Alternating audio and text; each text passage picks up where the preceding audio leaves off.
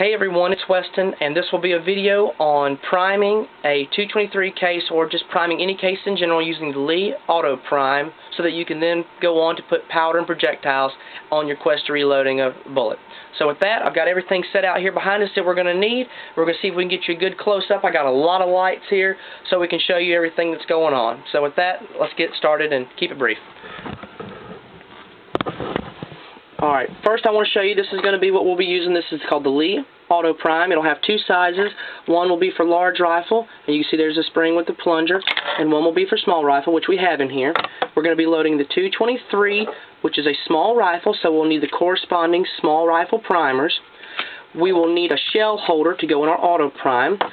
So first we would look at our shell holder list here, and we would need to show that we will need a number 4 shell holder for the 223 Remington. So we'd come down here and we would select our number 4, which I have down here at the bottom, and to put this into the shell holder, you simply put the shell holder into the AutoPrime, you push down on her, and you slide her into the 2 lips right there, and let her go. Now she's ready to go. Now to put primers in here, you simply twist her one time, unlock her, and we're only going to load a few just for time constraints. You'll show I got 10 primers here at a time, and you can tell they're not all orientated the same. To load these into the AutoPrime, you simply set it on top, flip her over, push it closed, and you have all 10 of your primers there. Now, since the shell would be facing this way, we need all the primer cups to be facing up.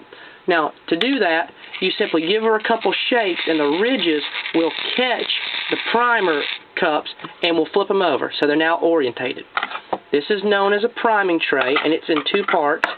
And if you look at it very closely, it has those ridges also, as you can see in the light, and it's used to orientate the primers in the correct direction. Now that you've got that set, you'll want to come back.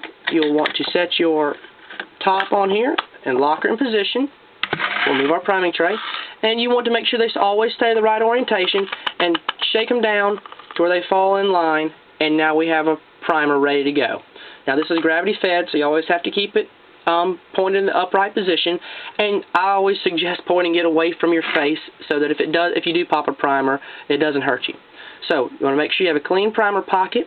You want to set your case in there, and it will just fall in there, and you'll actuate this lever, and with that, all the way up and down, it will seat a primer perfectly in line for every one of your cases. Now, just to show you how this is, you want to check your next primer.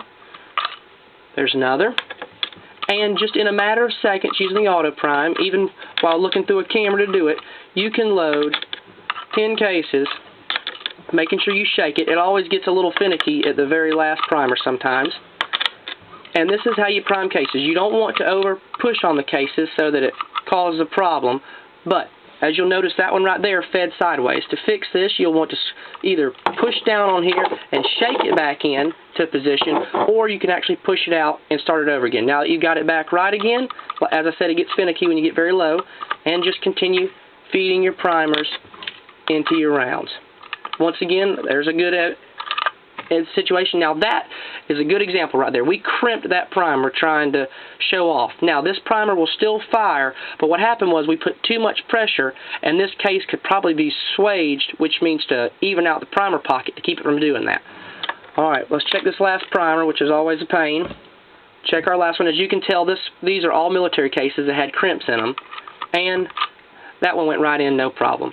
So with that, it took a couple seconds. We did 10 shells, the Lee AutoPrime, and priming your cases, so now we can move on to putting powder and projectiles in our cases. Thank you. This is Weston Summers once again. Please comment, rate, and subscribe.